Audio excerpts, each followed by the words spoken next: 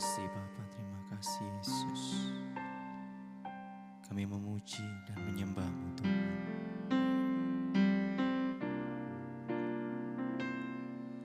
Engkau ada bersamaku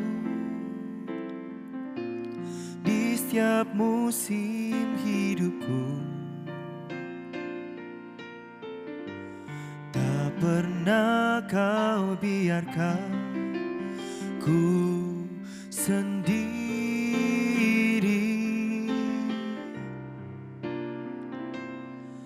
Kekuatan di jiwaku adalah bersamamu.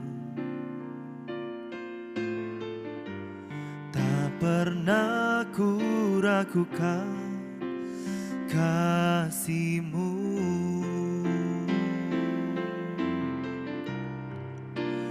Bersama-Mu Bapa, ku lewati semua. Perkenanan-Mu yang teguhkan hatiku. Engkau yang bertindak, memberi pertolongan. Anugerah-Mu besar melimpah bagiku.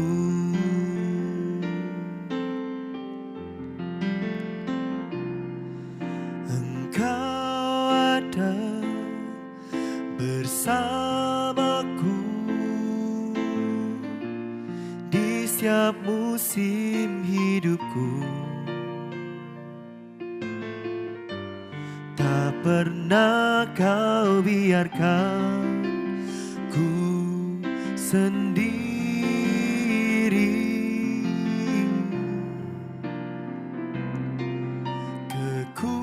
Kekuatan di jiwaku adalah bersama-Mu.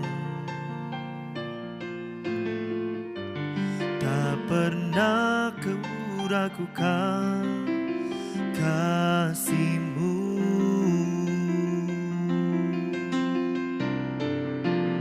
Bersama-Mu Bapa,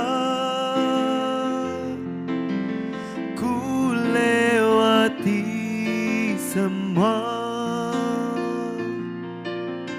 Perkenanan-Mu yang teguhkan hatiku. Engkau yang bertindak, memberi pertolongan.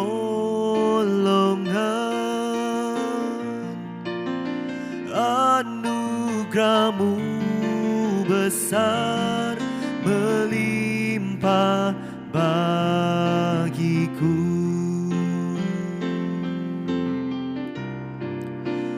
Bersama-Mu Bapa,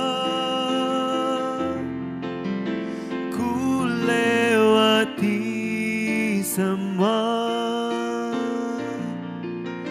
Perkenanan-Mu yang teguhkan hatiku.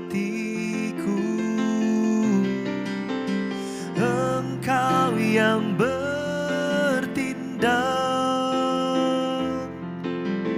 memberi pertolongan. Anugerah-Mu besar melimpah bagiku.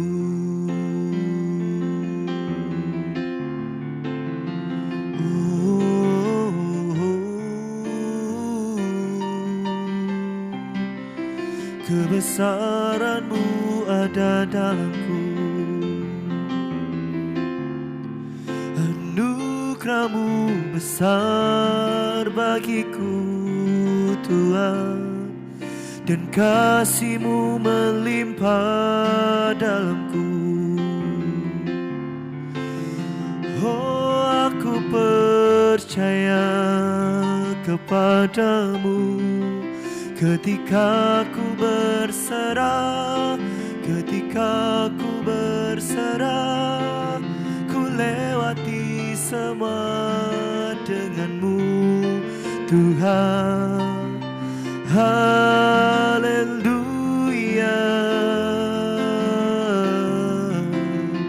Kau ada bersamaku Tuhan, Kau ada di dalamku Yesus. Ku percaya penuh kepadamu Tuhan. Haleluya, ku percaya akan kuasa-Mu Tuhan, ku percaya akan kebaikan-Mu yang melimpah dalamku. Haleluya, haleluya. Mari bersama-sama saat ini kita menyembah Tuhan. Lebih dalam ku menyembah Yesus, lebih dalam ku menyembah nama Tuhan yang berkuasa dalamku. Haleluya, ku lewati masa demi masa bersama-Mu Tuhan Yesus.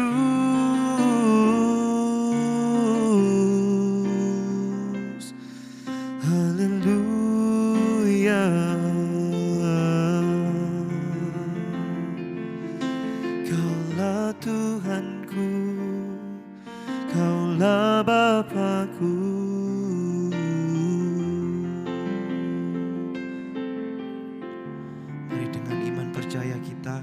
Sambil mengangkat tangan kita tinggi, sama-sama kita nyanyikan.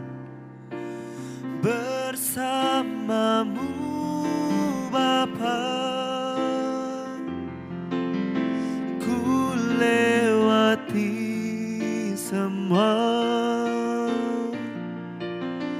perkenanan-Mu yang teguhkan hatiku. Engkau yang bertindak, memberi pertolongan.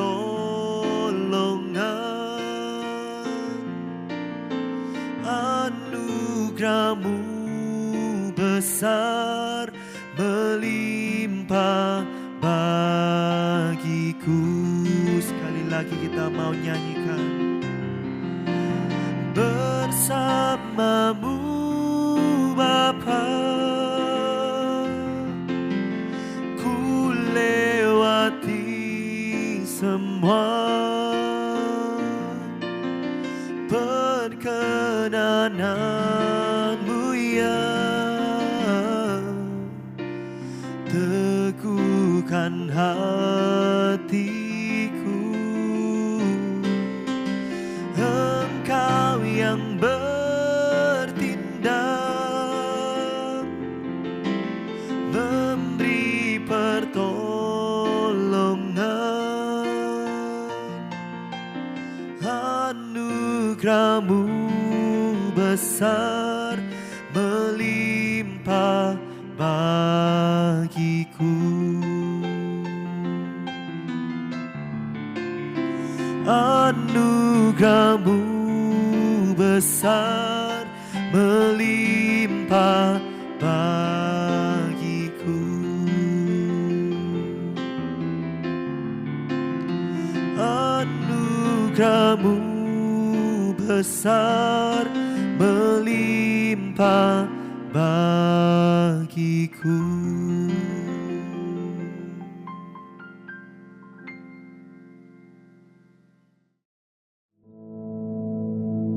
Our Father, which art in heaven, hallowed be thy name.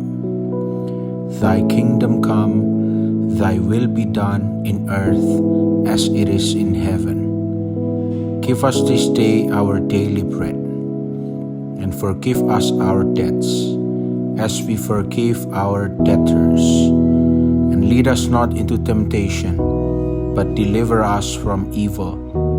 For thine is the kingdom, and the power, and the glory, forever. Amen.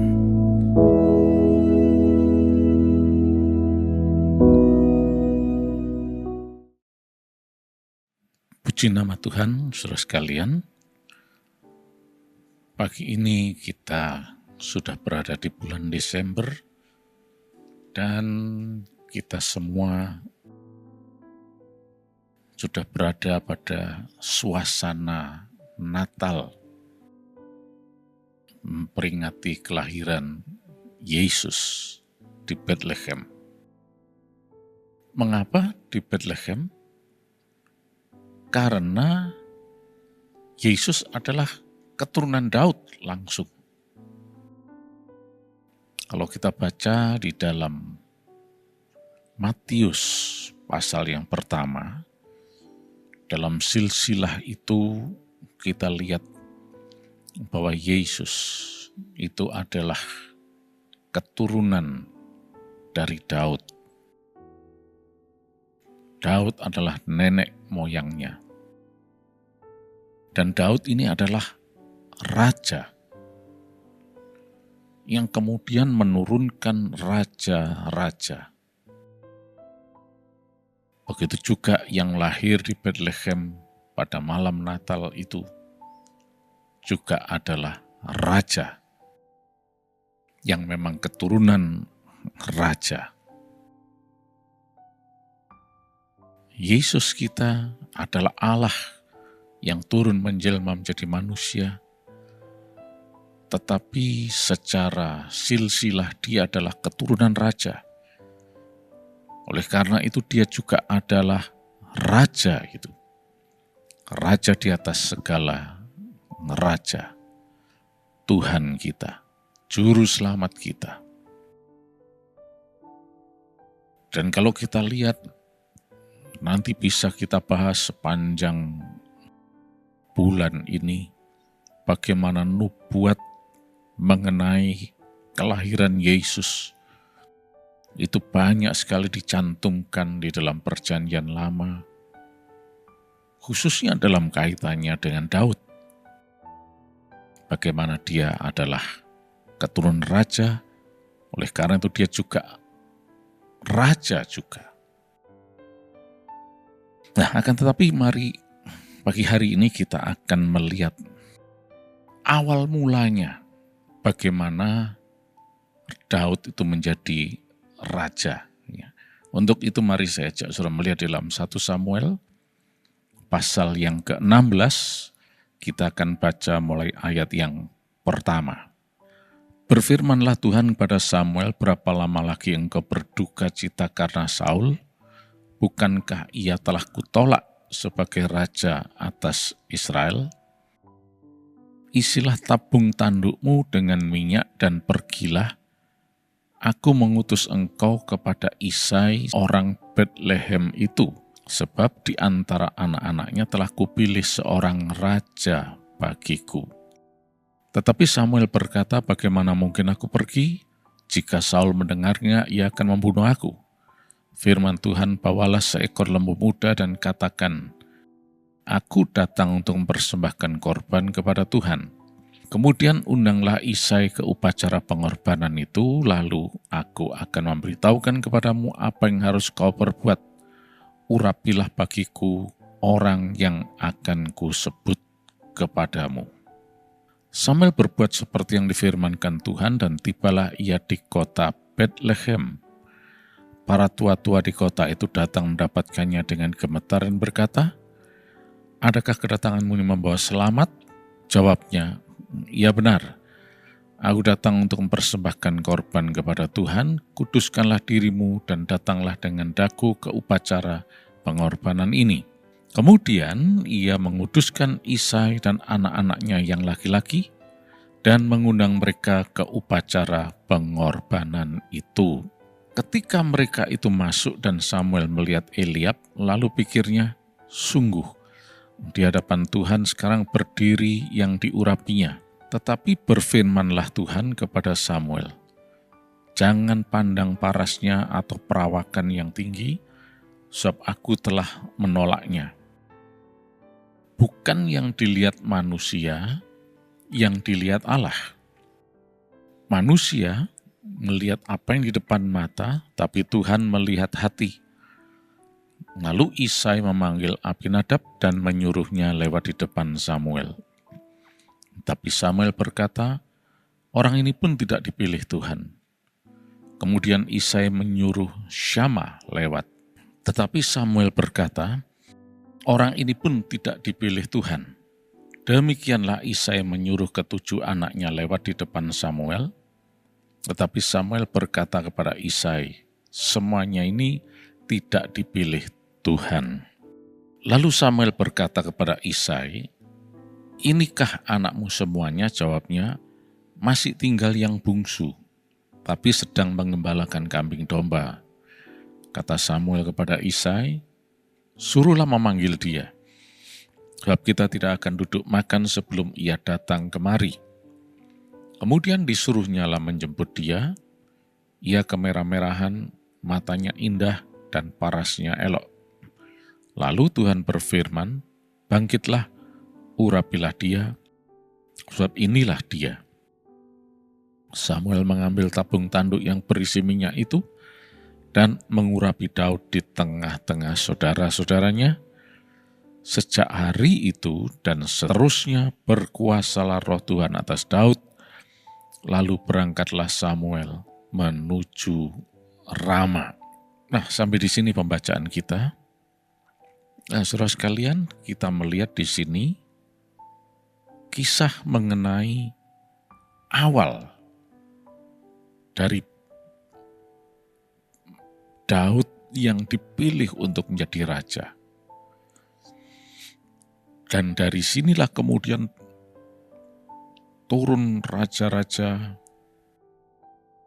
dan kemudian Yesus yang lahir di malam Natal itu. Tuhan memerintahkan Samuel untuk pergi ke Bethlehem. Karena memang Bethlehem adalah tempat tinggal Daud dan keluarganya. Daud berasal dari Bethlehem. Itulah sebabnya Yesus juga lahir di Bethlehem yang sama. Karena dia adalah keturunan Daud. Nah, Samuel diutus Tuhan pergi ke Bethlehem untuk mengurapi seorang yang ditunjuk Tuhan menjadi raja, menggantikan Saul. Karena Saul sudah ditolak oleh Tuhan. Dan kita tahu kisahnya kemudian Samuel berangkat dan ketemu dengan keluarga Isai seperti yang diinstruksikan Tuhan kepadanya. Dan Isai punya anak-anak laki-laki yang kemudian diperkenalkan kepada Samuel. Tetapi ternyata dari ketujuh anak itu tidak ada satupun yang dipilih oleh Tuhan. Sedangkan Daud masih di padang menggembalakan domba. yang paling kecil, anak yang bungsu. Ketika Daud dipanggil, maka Tuhan katakan, inilah. Seperti yang diungkapkan dalam ayat 12, Tuhan berkenan. Inilah yang harus kamu urapi menjadi raja. Dan sejak saat itu Daud menerima pengurapan dari Roh Kudus untuk menjadi raja atas Israel. Nah, mari sekarang kita lihat bagaimana Roh Kudus itu menuntun kisah ini sampai betul-betul Daud bisa terpilih menjadi raja. Karena ternyata di situ ada banyak calon, banyak kandidat, kakak-kakaknya Daud, yang juga sebetulnya berpotensi untuk menjadi pemimpin Israel. Apalagi mereka juga adalah para, bisa dikatakan sebagai pejuang, karena mereka adalah tentara-tentara, prajurit Israel. Tentunya tidak sulit bagi mereka untuk menjadi pimpinan atas bangsa Israel ini,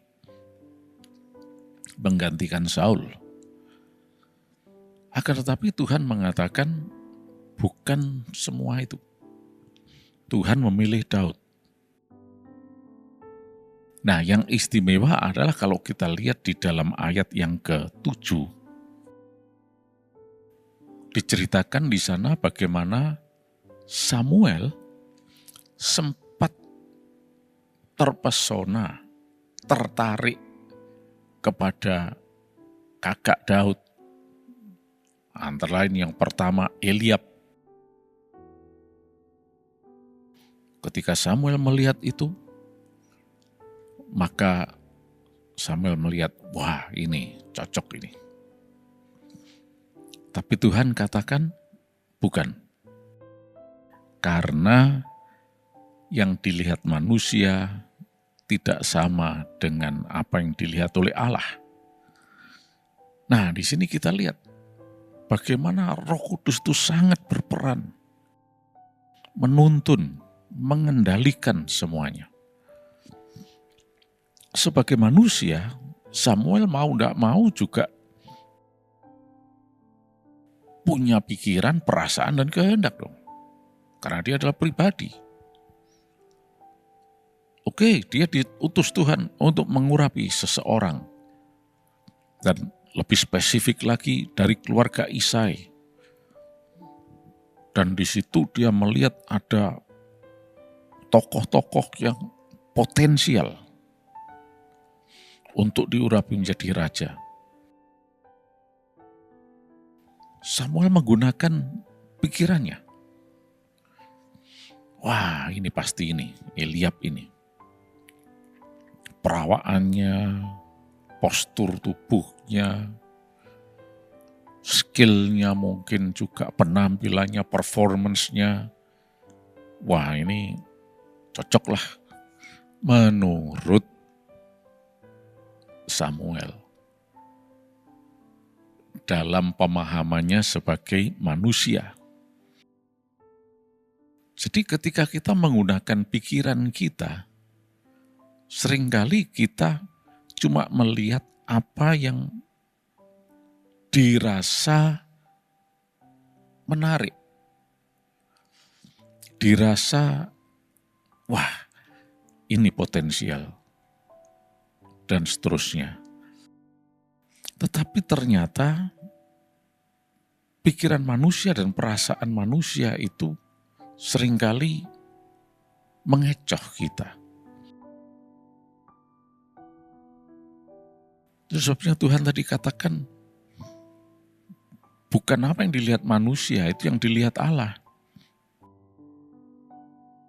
Hal ini tidak berarti bahwa pikiran manusia, perasaan manusia itu selalu bertentangan dengan Allah. Belum tentu. Itulah sebab yang terpenting adalah bagaimana kita mau menyerahkan pikiran, perasaan, kehendak kita kepada kehendak Roh Kudus, pimpinan Roh Kudus. Itu yang terbaik. Samuel sendiri pun juga sempat terkecoh ketika menggunakan pikirannya sendiri, perasaannya sendiri. Nah, dari sini kita bisa melihat betapa kita sangat membutuhkan tuntunan Roh Kudus supaya bisa berhasil. Andai kata Samuel menggunakan pikiran sendiri dan kemudian dia mengurapi Eliab, kakak Daud, atau Abinadab yang lain, atau Syama, dan sebagainya, maka tidak akan ada kisah bahwa Yesus adalah keturunan Daud, keturunan dari Raja Daud yang berasal dari Bethlehem, yang lahir ke dunia. Dan mungkin tidak ada kisah Natal ini. Itu kalau menggunakan pikiran sendiri. Tapi untungnya Samuel selalu mau nurut pimpinan Roh Kudus. Walaupun dia sempat sedikit terkecoh karena menggunakan pikiran sendiri, tetapi kemudian dia mau nurut pimpinan Roh Kudus ketika Tuhan katakan, no, bukan ini. Padahal Daud tidak ada di tempat itu. Dan terus terang, untuk suatu nominasi sangat sulit. Bahkan bisa dikatakan tidak mungkin. Probabilitasnya kecil sekali untuk memilih atau menominasikan seseorang atau sesuatu yang tidak ada di depannya. Yang ada di depan Samuel semuanya kakak-kakak Daud. Semuanya diperkenalkan 7 orang. Daudnya tidak ada di situ. Dia ada di tempat lain, di tempat padang penggembalaan. Sampai dia harus dipanggil. Nah, ketika Daud tampil, maka Tuhan mengatakan kepada Samuel, ini orangnya yang harus kamu urapi. Dalam hati kecil, kemungkinan Samuel akan berpikir, kok gini, masih hijau begini, dan seterusnya. Kalau dibanding sama kakaknya yang Eliab kah, Abinadab dan sebagainya, ya kayaknya sih agak tidak seimbang. Eliab itu kelihatan, wah sudah potensial sekali itu. Lah ini urusannya cuma sama ternak kambing domba gimana? Itu kalau pikiran manusia. Itulah sebabnya mari saat ini kita betul-betul mengandalkan pimpinan Tuhan. Itulah fullness of the Spirit, di mana Roh Kudus memenuhi dan berkenan mengendalikan kita semua, memimpin kita. Karena pasti ada hari depan yang penuh harapan. Ketika Samuel menuruti pimpinan Roh Kudus, memilih Daud dan mengurapi dia, maka kemudian Daud menjadi raja dan punya keturunan-keturunan, dan keturunannya adalah Yesus yang lahir di Bethlehem tersebut. Andai kata Samuel pakai pikiran sendiri, ya semuanya akan kacau balau. Tapi terus terang memang ini tidak mungkin, karena seperti saya katakan, seperti film itu sudah jadi, Tuhan sudah tahu apa dan bagaimananya dan seterusnya. Tetapi kita cuma merenungkan dan mempelajari dari sini betapa pentingnya pimpinan Roh Kudus tersebut, bukan dengan menggunakan kemampuan sendiri. Biarlah sesuai dengan tema sepanjang tahun ini, kita tetap mau dipimpin Roh Kudus, dikendalikan Roh Kudus. Itulah fullness of the Spirit. Terima kasih Yesus, Engkau Allah yang baik untuk kami. Sepanjang hari ini kami sehat, kami diberkati berkelimpahan. Engkau membuat kami berhasil dan beruntung. Terima kasih Yesus. Di dalam nama Tuhan Yesus Kristus, kuasa darah Yesus akan menjadi tanda perlindungan dalam kehidupan kami. Haleluya. Amin.